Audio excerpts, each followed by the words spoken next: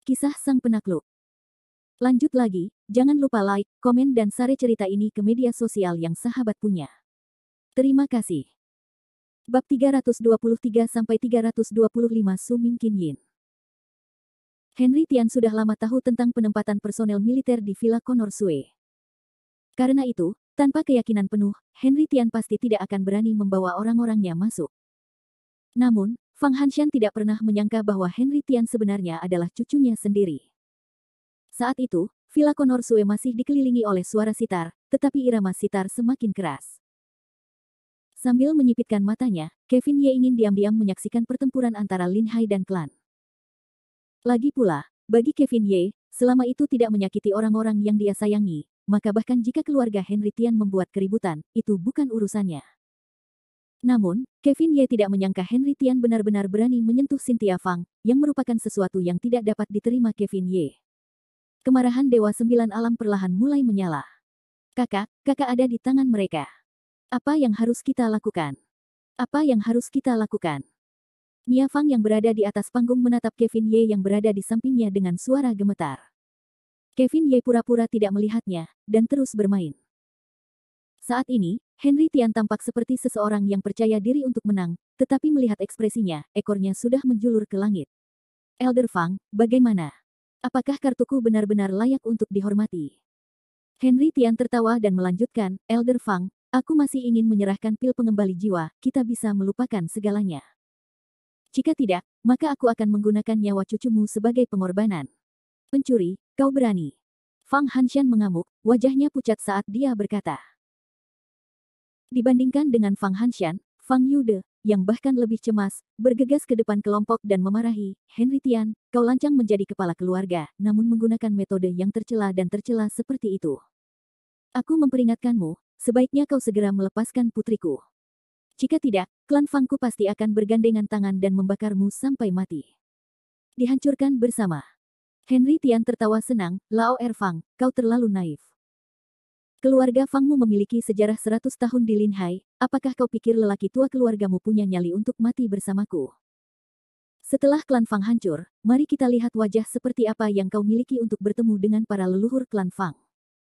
Ketika Henry Tian mengatakan ini, seolah-olah dia telah menunjuk langsung ke hati Sang Buddha. Fang Hanshan adalah orang yang licik, tetapi jika dia mengatakan bahwa dia telah binasa bersama keluarga Tian, dia tidak memiliki keberanian seperti itu. Sekarang setelah Henry Tian mengarahkan pandangannya pada hal ini, dia berani membuat keributan seperti itu. Bagaimanapun, orang yang tidak memiliki apapun untuk dipertaruhkan tidak perlu khawatir, inilah yang sebenarnya dia maksud. Henry Tian hanya mencoba menguji batas bawah Fang Hanshan. Pada saat yang sama, Fang Hanshan tidak tinggal diam saat dia mengejek, Henry Tian bocah, orang tua ini tidak berani mati bersamamu, tetapi orang tua ini adalah orang tua. Kamu masih muda, dan bahkan jika kamu menangkap Sue Wu dari keluarga kami, kamu masih berani main-main. Apakah kamu tidak takut dengan balas dendam keluarga Fangku? Balas dendam? Tentu saja aku takut, jika aku tidak takut, mengapa aku harus berusaha keras untuk mendapatkan pil pengembali jiwa keluarga Fangmu? Tidak peduli apa yang terjadi, kita sudah berseteru hari ini. Karena itu, aku tidak terlalu peduli tentang ini lagi. Fang Hanshan, hari ini, aku, Henry Tian, akan bertanya padamu.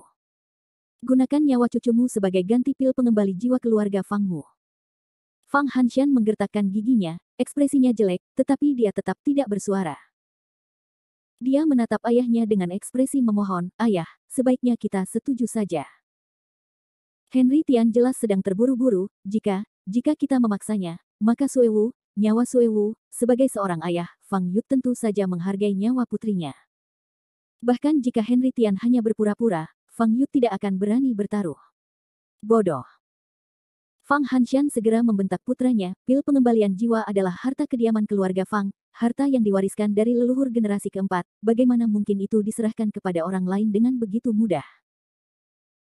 Mengatakan itu, Fang Hanshan menatap Henry Tian dengan tekad, dan berkata, anak nakal kecil dari keluarga Tian, orang tua ini menasihatimu untuk berhenti melamun, orang tua ini dari pil pengembalian jiwa pasti tidak akan memberikannya kepadamu, menyerah saja. Henry Tian, gunakan apapun yang kamu miliki, jika yang terburuk menjadi yang terburuk, kita semua akan mati bersama, orang tua ini akan melihat apakah kamu yang tidak mau mengalah, atau orang tua ini yang tidak mau mengalah. Henry Tian juga gemetar dalam hatinya, persetan, orang tua itu benar-benar sulit untuk dihadapi. Bahkan saat ini, dia masih belum menyerah. Mungkinkah satu pil pengembalian jiwa lebih penting daripada fondasi keluarga Fang yang berusia seabad? Sungguh tidak masuk akal. Sebenarnya, keduanya tidak berani memainkan permainan yang sebenarnya, jadi situasinya tiba-tiba menemui jalan buntu. Bagi Fang Hanshan, menundanya selama 1 menit adalah 1 menit tambahan sebagai kemenangan. Namun bagi Henry Tian, menundanya bahkan selama 1 menit pun berbahaya. Setelah mengambil beberapa napas, Henry Tian tidak punya pilihan lain selain bertarung dengan sekuat tenaga. Dengan lambaian tangannya, Henry Tian mencibir pada Cynthia Fang, Nona Suewu, sepertinya keluarga Fangmu tidak terlalu peduli dengan hidupmu. Kalau sudah begini, tidak ada gunanya membiarkanmu tetap hidup. Aku akan menjadi orang baik sampai akhir, mengiring Buddha ke surga, mengantarmu pergi, dan membiarkanmu pergi dengan bahagia. Mengikuti kata-kata Henry Tian, moncong hitam itu sudah ditekan ke dahi Cynthia Fang, pelurunya sudah terisi, dan menunggu perintah terakhir Henry Tian. Namun, Henry Tian sekali lagi ragu-ragu, karena dia ingin melihat apakah anggota keluarga Fang berdarah dingin dan tidak berperasaan seperti yang mereka katakan. Jika dia memenangkan ronde ini, maka dia akan mampu bertahan hidup sepanjang ronde. Jika dia kalah dalam ronde ini, maka itu akan benar-benar menjadi pertarungan sampai mati bagi klan Tian. Karena itu, Henry Tian tidak berani membuat keputusan ini dengan gegabah. Saat ini, Henry Tian dan Fang Hanshan terlibat dalam pertarungan mental. Dengan bunyi plop, sebelum Henry Tian bisa memerintahkannya, Fang Yude sudah berlutut di depan Fang Hanshan. Ayah, aku mohon padamu, tolong selamatkan Suewu. Dia adalah anggota keluarga Fang yang berdarah daging. Pada saat yang sama, Su Qianhong sudah menangis, dan pingsan beberapa kali. Saudara Fang, itu hanya pil obat. Mengapa begitu sulit bagi seorang anak? Aku pikir lebih baik memberikannya kepada mereka. Bagaimanapun, ini adalah kehidupan. Conor Sue tidak bisa melihat lebih lama lagi dan berdiri untuk berkata. Tetapi Fang Hanshan masih tampak muram, dan tidak bergerak. Pada akhirnya, di depan begitu banyak orang, Fang Hanshan mengibaskan lengan bajunya dan memalingkan wajahnya. Itu berarti menyuruh Henry Tian untuk menanganinya sesuka hatinya. Henry Tian menggertakkan giginya saat dia berkata dengan kebencian di dalam hatinya, orang tua terkutuk ini, aku tidak pernah berpikir bahwa dia benar-benar akan begitu tegas. Cynthia Fang selalu melihat reaksi Fang Hanshan, tetapi dia tidak bersuara. Cynthia Fang saat ini telah sepenuhnya kehilangan harapan pada kakeknya. Air mata yang membandel itu tidak mengalir keluar dari matanya, tetapi dia mengeluh pelan dalam hatinya, sepertinya aku tidak akan bisa melarikan diri dari putraku yang terbuang. Aku tidak akan bisa melarikan diri dari nasib dikorbankan. Cynthia Fang merasa bahwa dia telah mencapai saat-saat terakhir hidupnya, namun tatapan mata Cynthia Fang yang indah masih terpaku pada panggung yang tidak jauh dari sana. Melihat pemuda yang masih diam-diam memainkan sitarnya, dia merasa sangat enggan untuk berpisah dengannya. Kevin Ye, sepertinya kita tidak akan memiliki kesempatan dalam kehidupan ini. Aku berharap masih ada kehidupan selanjutnya. Cynthia Fang telah memutuskan untuk mati, dan sepertinya tidak ada orang lain di dunia ini selain Kevin Ye yang ingin tinggal. Tepat ketika Fang Hanshan tidak ingin melepaskannya, ketika Henry Tian ragu-ragu, ketika Cynthia Fang putus asa, suara merdu dari sitar kuno itu tiba-tiba membesar tanpa batas. Klang, klang, klang. Nadanya sama seperti sebelumnya, tetapi membuat gendang telinga seseorang mati rasa. Fang Hanshan dan orang-orang tua lainnya dari panggung Gajah Naga masih baik-baik saja, napas orang-orang lainnya praktis bergolak di dalam hati mereka. Mata Henry Tian kabur saat dia meludahkan seteguk darah tanpa peringatan apapun. Patriark, Patriark, apakah Anda baik-baik saja? Beberapa dari mereka segera melangkah maju untuk mendukung Henry Tian. Tubuh Henry Tian setengah menunduk, dan tatapannya terpaku pada Kevin Ye di atas panggung yang masih memegang sitar, musik sitar ini. Sialan, Kevin Ye, sampah kecilmu yang mencoba menghentikan kita lagi. Kevin Ye perlahan membuka matanya dan tertawa, suaranya membesar tanpa batas, mengejutkan seluruh penonton, benar sekali, itu aku. Aku bosan melihat kalian berdua bertarung di sini. Kalian yang disebut keluarga bangsawan bertarung hanya masalah kata-kata. Karena kau tidak punya keberanian untuk bertindak, maka aku akan membantumu. Begitu suaranya jatuh, jari-jari Kevin Ye bergerak dengan ganas, dan alunan musik yang disertai dengan jejak cahaya dingin bersinar keluar dari dalam kegelapan. Segera setelah itu, ratapan yang mengerikan datang dari sudut villa Connor Sue. Ujung jari Kevin Ye bergerak lagi, dan musik yang suram dan dingin terdengar. Ratapan yang mengejutkan dunia lainnya yang mengguncang langit dan bumi bergema di seluruh hadirin. Apa yang sedang dia lakukan? Kecerdasan Henry Tian berantakan di tengah musik sitar Kevin Ye, dia tidak tahu apa yang Kevin Ye coba lakukan. Namun, wajah Barry Tian penuh dengan kecemasan saat dia berkata, "Tidak bagus, kakak, bocah ini membunuh penembak jitu penyergap kita." Henry Tian meraung marah, omong kosong, bagaimana mungkin? Bahkan mungkin tidak mungkin bagi tahap bawaan untuk membunuh orang menggunakan gelombang suara. Bagaimana mungkin bocah seperti dia yang masih basah di belakang telinga? Pada saat yang sama ketika Barry Tian dan Henry Tian sedang berbicara, dua suara ratapan dan ratapan sekali lagi terdengar di dalam villa. Totalnya 7. Aku membunuh 4 dari mereka dan 3 lagi. Akan sangat mudah bagiku untuk membunuh kalian semua semut. Kevin Ye masih duduk dengan tenang di atas panggung. Saat ini, dia masih tersenyum, tetapi lambaian tangannya itu seperti kehidupan manusia. Itu mengejutkan semua orang yang hadir, seolah-olah suara sitar bukan lagi sebuah melodi, tetapi senjata mematikan. Bagaimanapun, Barry Tian telah menderita berkali-kali di tangan Kevin Ye, jadi rasa takutnya terhadap Kevin Ye sudah menjadi kebiasaan. Barry Tian mengetuk headphone di samping telinganya dan dengan cepat berteriak, "Semua penembak jitu, laporkan padaku tentang situasi kalian, laporkan padaku tentang situasi kalian." Tetapi saat ini, tidak peduli bagaimana Barry Tian memanggilnya, pihak lain akan selalu berada dalam titik buta. Barry Tian saat ini menatap Henry Tian dengan putus asa. Melihat sorot mata Barry Tian, Henry Tian tahu bahwa sesuatu yang buruk telah terjadi. Namun, amarahnya telah menutupi semua akal sehat Henry Tian. Dia mendengar Henry Tian berteriak dengan gila, "Skuadron Sirius mematuhi perintahku, menembak ke arah panggung. Aku ingin menghajar bajingan kecil ini hingga babak belur." Kevin Ye mendengus, dan berkata kepada para pengikut Skuadron Sirius di bawah panggung, sekelompok orang bodoh yang sembrono. C-324 tidak bagus, ada gas beracun." Meskipun para prajurit kuat di mata Henry Tian dan yang lainnya, mereka tidak cukup kuat untuk dirasuki setan. Terutama para prajurit tahap Gajah Naga, bahkan jika mereka lebih kuat dari orang normal, mereka tetap tidak dapat melawan senjata panas seperti meriam pesawat. Tidak akan pernah percaya bahwa Kevin Ye dapat membunuh hanya dengan suara sitar. Namun, para penembak jitu yang bersembunyi memang kehilangan kontak dengannya, yang membuat Henry Tian bertanya-tanya apakah bocah Kevin Ye ini mengetahui semacam teknik setan. Sebenarnya, Henry Tian hanya mengenali Kevin Ye sebagai seniman bela diri. Meskipun Kevin Ye belum mencapai tahap abadi duniawi, dia benar-benar memiliki berbagai macam kemampuan yang kuat. Kehendak spiritual yang kuat sudah cukup untuk membuat para penembak jitu di sekitarnya tidak dapat menghindar. Adapun musik sitar yang membunuh orang, itu tidak lebih dari teknik suara yang dikendalikan oleh kehendak ilahi.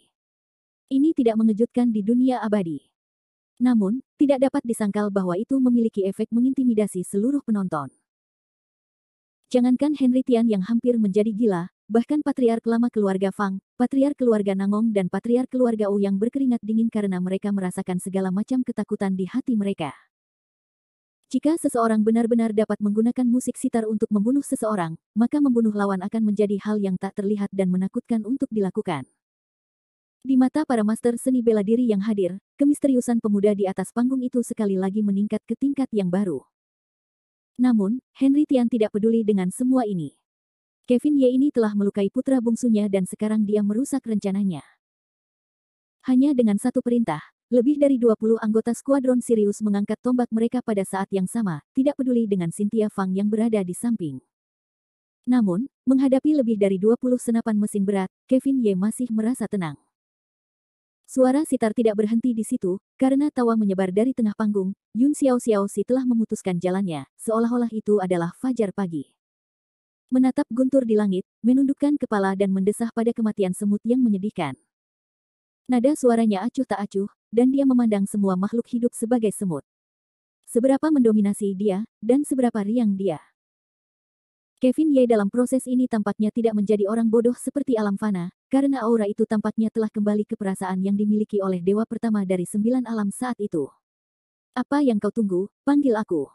Henry Tian meraung marah karena malu. Dia membenci Kevin Ye, membenci suara sitar yang memenuhi arena, dan kebencian dalam suaranya tampaknya lebih kuat daripada saat dia menghadapi Fang Hanshan. Dadada, dadada. Suara serangkaian peluru yang ditembakkan terdengar. Aliran api ditembakkan ke arah Kevin Ye. Kevin Ye, hati-hati. Teriakan sedih semakin dekat, tetapi pada akhirnya, itu tidak dapat dibandingkan dengan kecepatan peluru. Saat tembakan terdengar, seluruh tubuh Cynthia Fang sudah lemas di tanah, air mata yang membandel di matanya tidak dapat lagi dihentikan dan mengalir turun.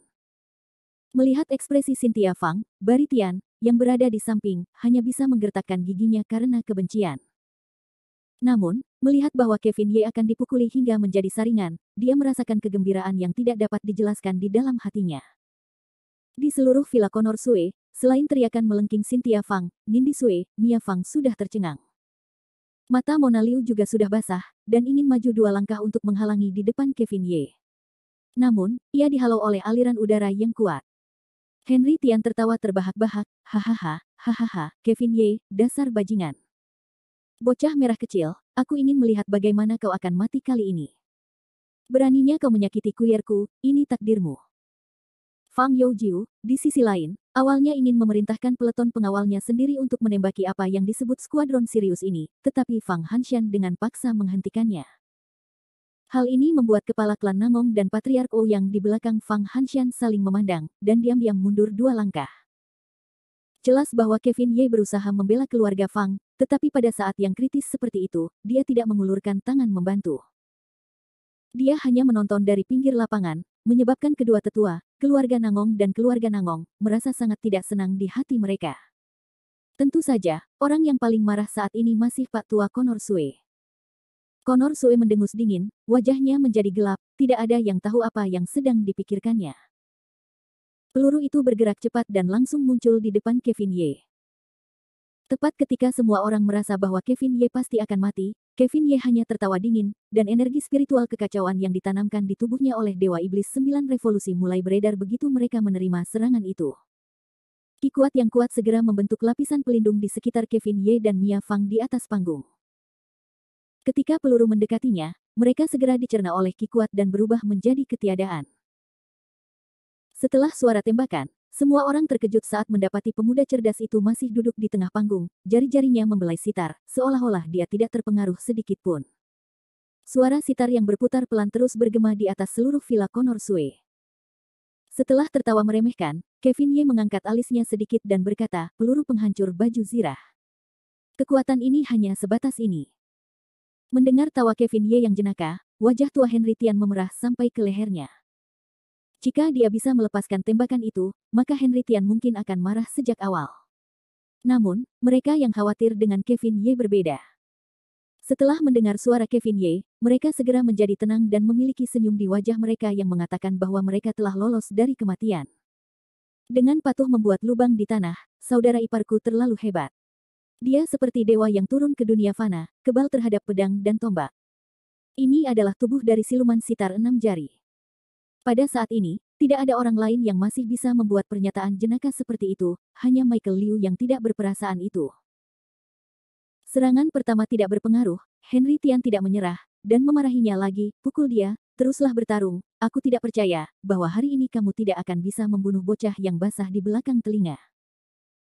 Mengikuti teguran Henry Tian, kelompok prajurit maut sekali lagi mengangkat senjata dan mengarahkannya ke Kevin Ye yang berada di atas panggung. Pemimpin besar pernah berkata bahwa kita tidak akan melepaskan tembakan pertama, tetapi kita juga tidak akan membiarkan tembakan kedua dilepaskan. Jadi, Henry Tian, kamu tidak lagi memiliki kesempatan. Begitu suaranya jatuh, semua orang mendengar alunan musik sitar bernada rendah mulai meninggi lagi. Mereka yang memperhatikan Kevin Ye sejak saat ini, dapat merasakan bahwa mata Kevin Ye melepaskan cahaya api biru muda, yang langsung menghadapnya dan tercetak di mata semua skuadron Siriusnya. Teknik penyerapan roh mungkin dapat menahannya bagi para prajurit dengan energi mental yang kuat, tetapi bagi skuadron Sirius yang hanya memiliki peralatan, dan bahkan tidak dapat dianggap sebagai praktisi kelas 3, itu fatal. Tekanan mental Kevin Ye yang kuat, dikombinasikan dengan suara sitar pemikat jiwa, langsung menipu orang-orang dari skuadron Sirius. 20 orang yang diperlengkapi dengan baik membawa tombak mereka di skuadron Sirius mereka dan tidak bergerak sama sekali, seolah-olah mereka sedang menunggu perintah. Henry Tian sangat cemas saat itu, dia segera menendang bajingan kecil itu, bajingan, apakah kamu tidak mendengar apa yang aku katakan? Tembak, tembak tanpa henti, sampai kamu membunuhnya. Sementara Henry Tian mengumpat dan berputar-putar, tak seorang pun dari mereka bergerak sedikit pun. Tawa merdu terdengar dari panggung, hehe, Henry Tian, berhentilah membuang-buang tenagamu. Apakah mereka bukan milikmu lagi? Henry Tian juga marah hingga pingsan. Dia berteriak marah, anak bodoh, jangan berisik, mereka bukan orang-orangku, apakah mereka masih orang-orangmu? Kalau begitu, kalian bisa mencobanya dan lihat apakah aku bisa menggerakkan mereka. Setelah itu, Kevin Ye memerintahkan, semuanya, belok kiri. Seketika, skuadron Sirius yang terdiri dari 20 orang itu berbelok ke kiri pada saat yang sama. Belok kanan. Kelompok itu dengan cepat berbelok ke kanan lagi. Adegan ini tampak lucu, tetapi di mata Fang Hanshan, kepala klan Nangong, dan yang lainnya, itu sangat menakutkan. Itu bahkan lebih menakutkan daripada suara sitar pembunuh. Misalnya, kekuatan rahasia yang telah dipupuk klan Tian selama 20 tahun telah meninggalkan kendali klan Tian hanya dalam sepersekian detik dan telah menjadi senjata orang lain. Seberapa mengerikan itu? Kalau dipikir-pikir lagi, kalau ini terjadi di keluarga Nangong, atau mungkin keluarga Ouyang, maka keringat dingin kembali membasahi wajah ketiga tetua itu. Baru pada saat inilah Fang Hanshan menunjukkan penyesalan yang sebenarnya saat menatap Kevin Ye. Namun, sudah terlambat karena Kevin Ye sudah melihat dengan jelas semua yang telah dilakukan Fang Hanshan sebelumnya di matanya. Di masa depan, tidak peduli seberapa besar keinginan Fang Hanshan untuk memulihkan hubungan mereka, itu akan menjadi masalah yang sulit dibandingkan dengan naik ke surga. Sekarang, Henry Tian sudah diambang kehancuran, sambil menunjuk ke skuadron Sirius, dia memarahi dengan keras, kalian, apakah kalian semua sudah gila? Apakah kalian semua sudah lupa siapa yang mendukung kalian, dan memberi kalian semua muka? Apakah kalian ingin mengkhianatiku dan keluargaku? Martabat. Kevin Ye mencibir, Henry Tian, apakah menurutmu mereka masih punya martabat di matamu?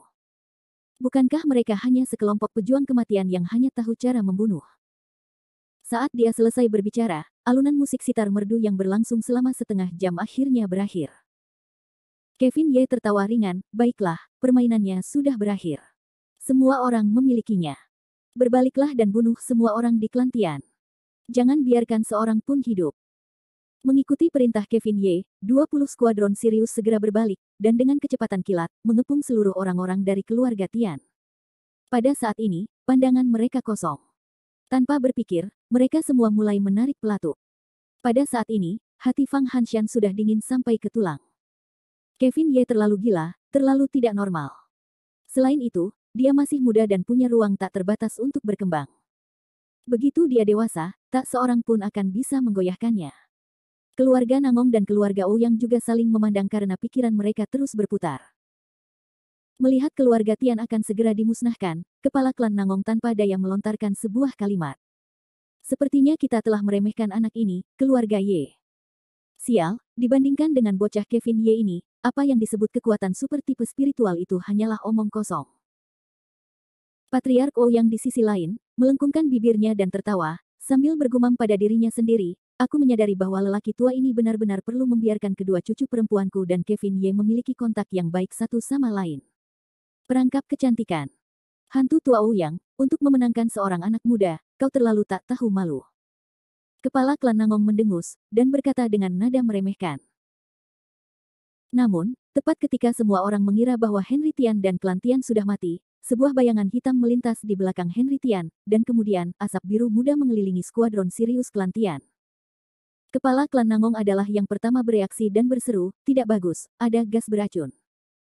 Bab 325 kamu tidak cukup. Asap berwarna biru muda terus menyebar dari kerumunan. Meskipun kepala klan Nangong adalah yang pertama bereaksi adalah Dr. Genius Conor Sue. Reputasi Conor Sue sebagai Yan Luo yang masih hidup bukan tanpa alasan. Setelah melompat-lompat bersama cucunya, ia segera melarikan diri dari jangkauan asap beracun, lalu menahan napas. Conor Sue segera mengeluarkan sebotol obat, dan dengan cepat menuangkan 2 pil. Ia menelan 1 pil sendiri, dan meletakkan yang lain ke mulut Nindi Sue. Gerakan ini dilakukan sekaligus, tanpa ragu sedikit pun. Pada saat yang sama, Fang Hanshan, kepala klan Nangong dan Patriark Ouyang, 3 ahli tahap gajah naga juga bergegas keluar dari jangkauan racun. Sambil menahan napas, mereka mengedarkan kekuatan mereka dalam upaya untuk menghalangi racun-racun keluar dari tubuh mereka. Orang-orang ini semua adalah ahli seni bela diri, jadi mudah bagi mereka untuk menghindari racun-racun. Namun, pasukan khusus Sirius yang mengelilingi keluarga Tian tidak gesit seperti sekarang. Pasukan yang terdiri dari 20 orang, bersenjata lengkap, bahkan tidak punya waktu untuk menembak sebelum mereka semua terpesona. Dengan gemuruh keras, mereka jatuh ke tanah, busa terbentuk di sudut mulut mereka. Tidak tahu malu. Connor Sue mendengus dingin, dan berkata dengan ekspresi muram. Pada saat ini, mungkin Baritian yang merasakan sakit yang paling parah.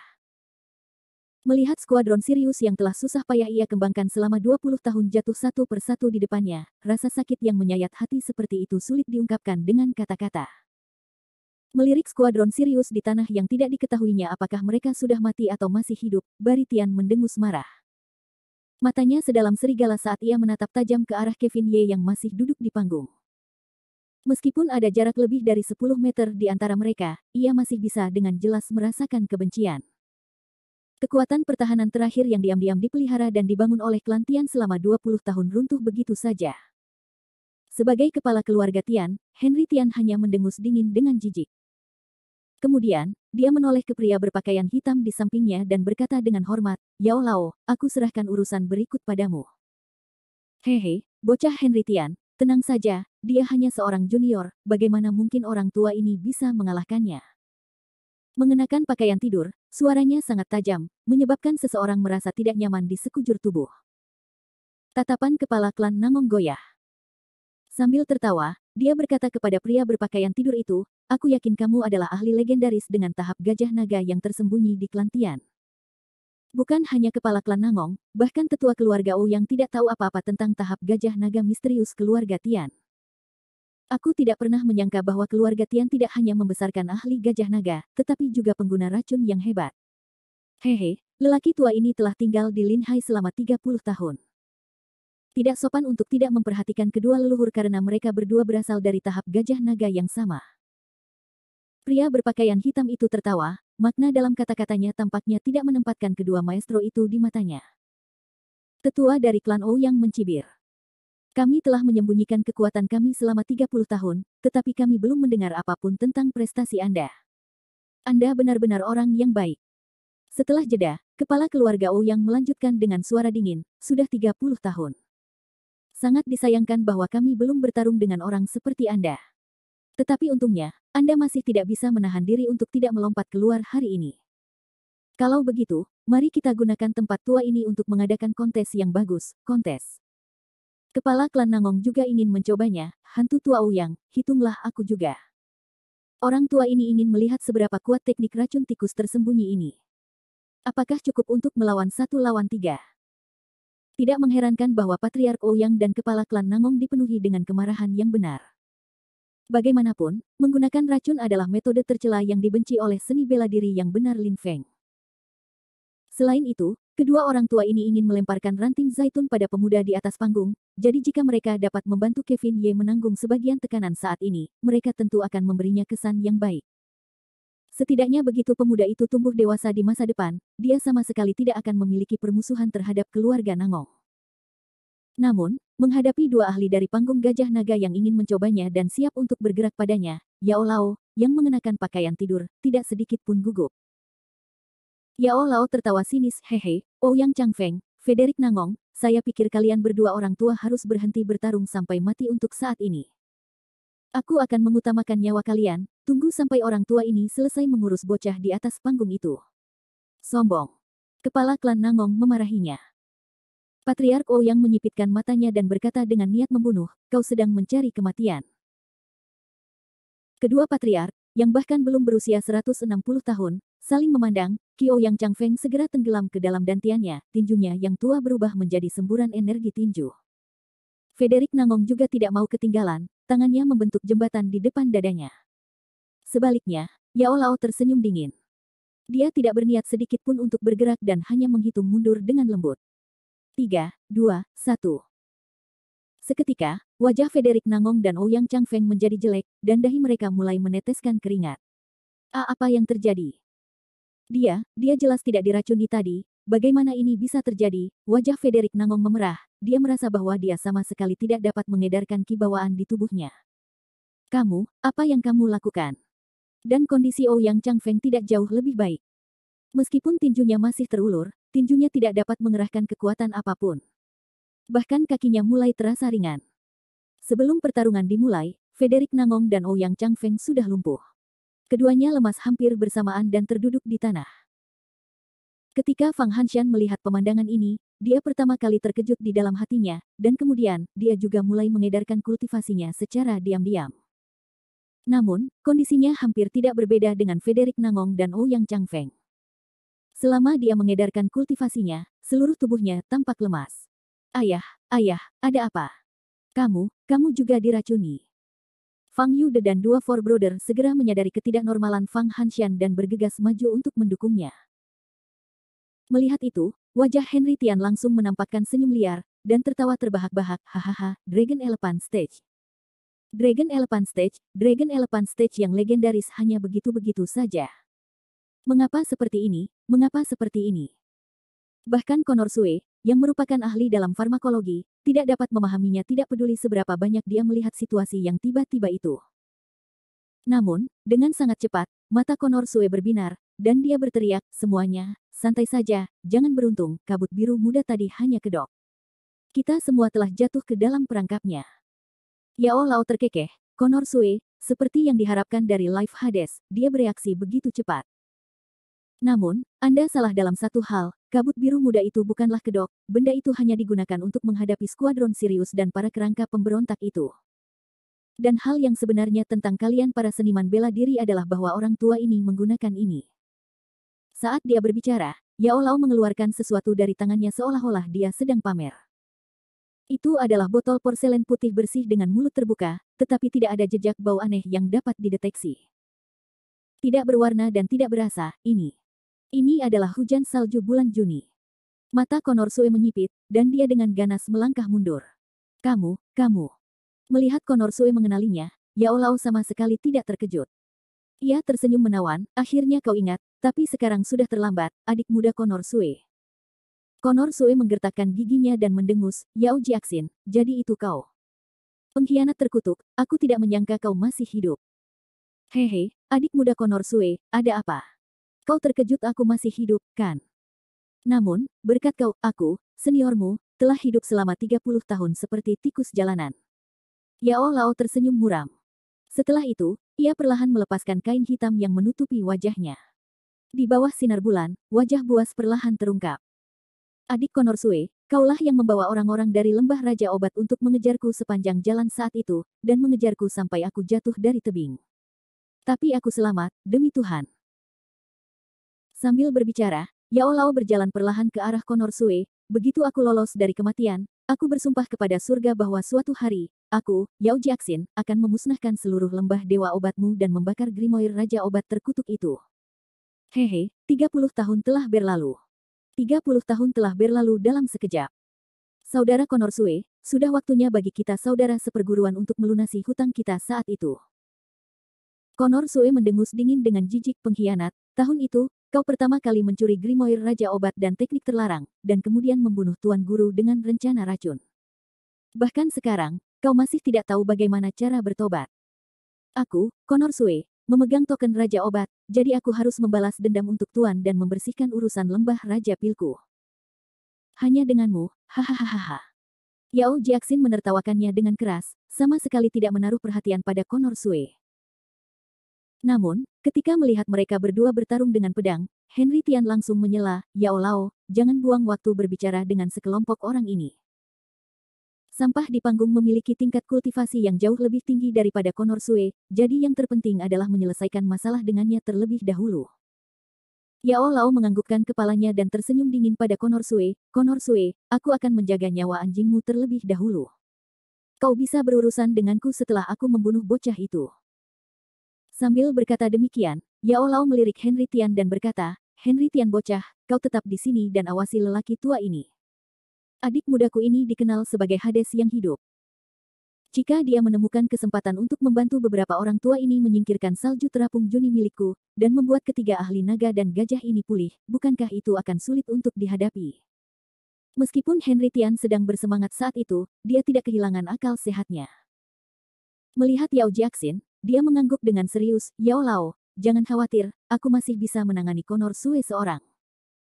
Baguslah. Yao Jiaxin yang tampak menyeramkan segera menatap ke atas panggung, lalu tertawa dingin dengan nada meremehkan, kau seharusnya merasa sangat terhormat bahwa seorang junior mampu membuat orang tua ini bergerak. Dengan itu, Yao Jiaxin melompat ke udara, pakaian malam hitamnya berubah menjadi bayangan hantu di langit, terbang menuju panggung dengan kecepatan yang sangat cepat.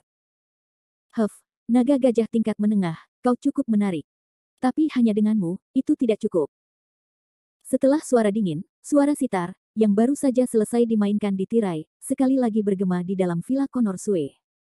Suara berdenting itu dipenuhi dengan niat membunuh dan haus darah.